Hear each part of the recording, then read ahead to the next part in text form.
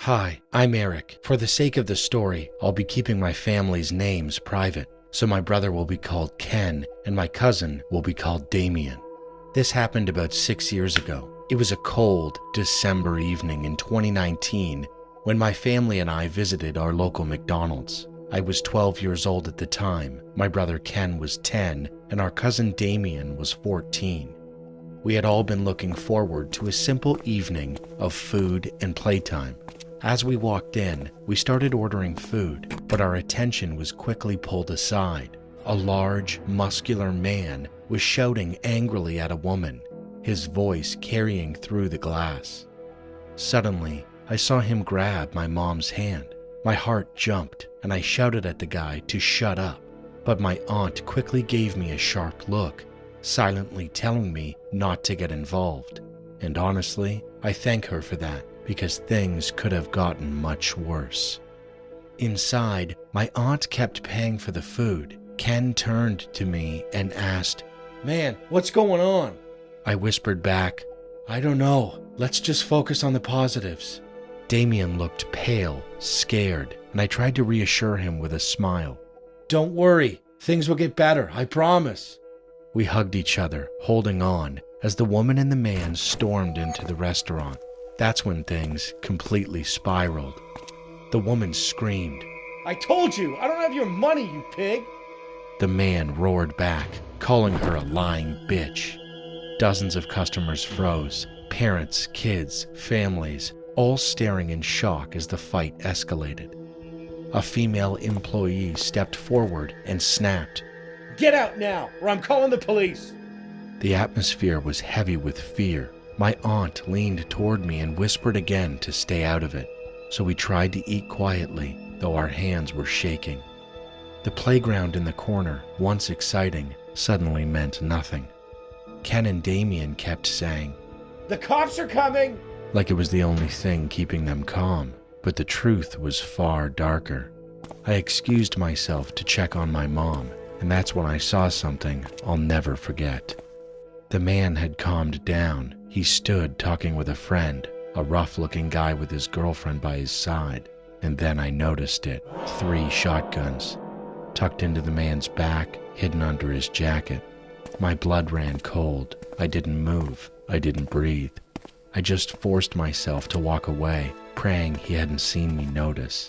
Back at the playground, I sat in silence, my mind spinning, trying to process what I had just seen. Moments later, the police arrived. They questioned the woman, and they spoke to my mom. We soon left the restaurant, still shaken and talking about what happened. But it wasn't over. As we drove away, we saw flashing lights at a nearby gas station. The man and his friends were in handcuffs, being pushed against a squad car. That's when my mom explained what really happened. The man had tried to snatch the woman's purse. When she resisted, he slapped her.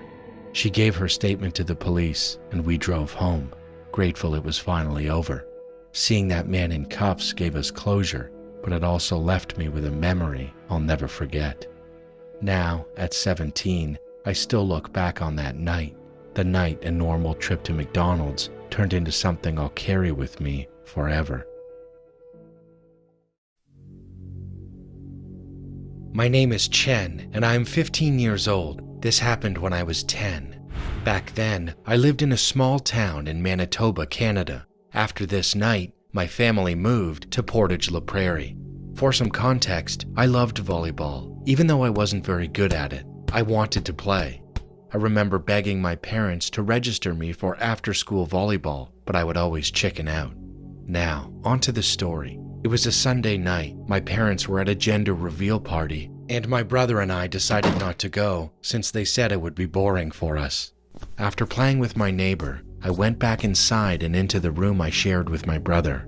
I started tossing around the volleyball my parents had bought me. I was knocking things over, but luckily nothing broke, or I would have been in big trouble. I kept practicing, setting the ball into the air. At one point, I purposely hit the attic door. It didn't even have a handle to pull it down. But being the mischievous kid I was, curiosity got the better of me. I went to the garage and asked my brother to help me carry a ladder upstairs. He didn't ask questions, just helped me. Before climbing up, I grabbed one of those sticky hand toys I had from trick-or-treating. I climbed the ladder, slapped the sticky hand onto the attic door, and tugged until it came down. Then I climbed into the attic. It was pitch dark. I struggled to see. All I could make out was a couch, some food scattered across the floor, and an old bathtub we had left up there years ago, still holding dirty water. And then I saw him, a man, late 50s, balding, teeth rotting, smelling like he hadn't showered in weeks. I froze and then let out a massive scream. As I scrambled back toward the ladder, he lunged at me. I was only 4 steps from the bottom, but I didn't wait. I jumped. I yelled at my brother to run, and without any explanation, we bolted to our neighbor's house. We banged on their door until they opened. Shaking, we told them everything. They called the police. When officers went back to search the attic, the man was gone. Our neighbor also called our parents, and they rushed home immediately. Before the police left, they asked me for a description. I gave them every detail I could, but that was it. That night was the last time I ever saw him, and I'm still recovering from it.